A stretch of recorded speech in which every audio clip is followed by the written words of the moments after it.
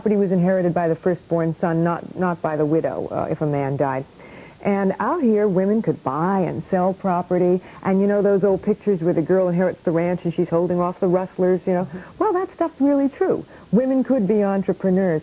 So we've been awfully lucky out here. How did that affect, do you think, male-female relationships? Since we were talking about marital rape, what other kinds of effects did that have on the way a man courted a lady, how he respected her? Well, in the West, you see, women were terribly valuable items. When they came overland, basically it was men who came. Very few women made that trek because it was thought too difficult and dangerous.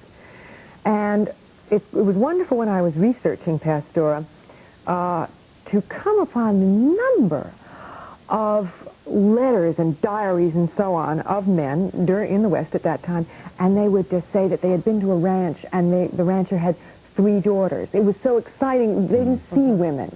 And also little babies. Men would stop a child in the street and just pick it up because it reminded him of back home where his wife and family were, and it would move men to tears. So that women were treasures, and they were really very highly esteemed. To have a wife was considered something of Darn value. lucky. And of course, because she worked so hard. Yes, That was part. She made the soap, she made the candles, you know, she tended the home garden, she put up preserves and so on, and she was valuable. Was she like Little House on the Prairie? Have you seen that? That's really, isn't that what you automatically think? What do you think of? You think of Little House on the Prairie. Sure, that's right. Yeah. Out there sawing down the trees with her husband in the home bed. But then one of the disadvantages for the woman was this tremendous sense of loneliness. Some of them actually went mad. I know this from my own the isolation. Went absolutely stark, staring bonkers from the isolation. I had that happen in my book. Yeah. My grandmother was an immigrant to this country from Sweden, and she was a pioneer woman in the prairie country of Canada, and her nearest neighbor was 75 miles away. And her husband, my grandfather, would go away to work during the summers, and she was all by herself. And she told me, she's now been dead many years, but she told me about the tremendous sense of loneliness. She had all these children to talk to, but you can imagine that was a real problem. Now, when you write stories about the Wild West, how do you research the emotional feelings that women and men had? There are diaries of women, and then, of course, the documentation. In those days, people wrote all the time. Not necessarily letters even that they sent. They wrote their own diaries. Yes, indeed. And it was a very literate society. Everybody wrote. The spelling was kind of freewheeling, but everybody wrote all the time. They wrote diaries. They very often kept journals so that when they got back home, they could give the journal to somebody, say, look, this is what happened to me the past 4 years I've been out in the boondocks. And so that you do have an enormous amount of documentation. And a good deal of our historical legacy is from the diaries of women. In the diaries of women and men, too, yeah. But I can recall a college history professor saying to me, boy, thank heavens for those little old ladies that were sitting, you know, as they got older, they kept their diaries, and they kept track of what was happening in their towns and their cities across the country. And boy, if we didn't have them, we wouldn't have a lot of the important history that we have today. Why do you think there's such a tremendous fascination now with the history, particularly from the 1850s to the early 1900s? Oh, I think it really got off the ground with the bicentennial, you know, in '76. Everybody started kind of looking back at America. And I think these are very changing times, they're very troubled times, and I think it's kind of reassuring to go back and see that times have always been troubled in one way or another, and to realize that we do get over them. We do get over the Civil War. We do get over the Great Depression in '29. Pastora is quite a lady, your heroine, your protagonist. Thank you. And she is, she knows how to handle men, but she still has the trappings of being a very feminine, warm, wise person.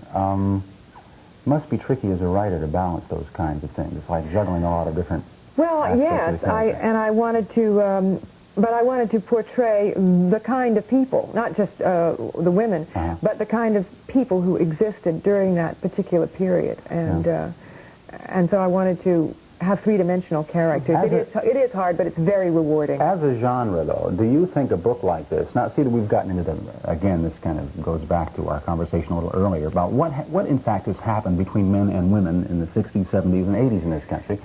And do you think a heroine like Pasteur would have been as believable 20, 30, 40 years ago? Oh, sure. Because they were, these women in fact did exist. Oh, sure, yeah. But I mean, would she have been as marketable as a heroine of her book? I think so. Think so? Yeah, just because she's historically valid. And accurate. Yeah. Well, the reason you're here in Seattle is to be speaking and on the 29th at PLU, Pacific Lutheran University, and this is part of the Pacific Northwest Writers Conference, and that is at 7 o'clock, and it's open to the public, and many people, I'm sure, would love to hear you to speak. Thank you very much for being with us. By the way, can you mention what her title is? I love the title. It's the Wretch. That Wretch, the novelist. That Wretch, the novelist. I know that Wretch well. Okay, Joanna, thank you. Thank you. We'll return with more after this.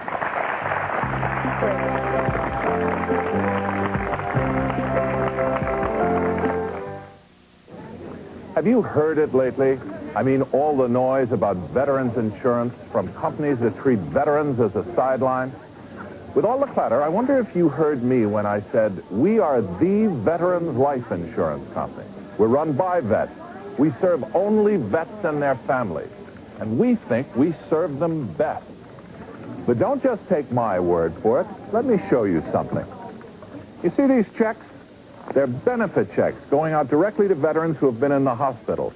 The money is sent from here every day of the week, and with hospital costs running wild, you can bet they need every dime. If you're hospitalized, we'll pay you up to $50 a day. That's $1,500 a month for any covered accident or illness. That's cash from the very first day of hospitalization for as long as you stay. And we'll pay you up to $75 a day, over $2,000 a month for heart attack, stroke, or cancer. The very health problems we fear most, the ones that turn hospital bills into nightmares.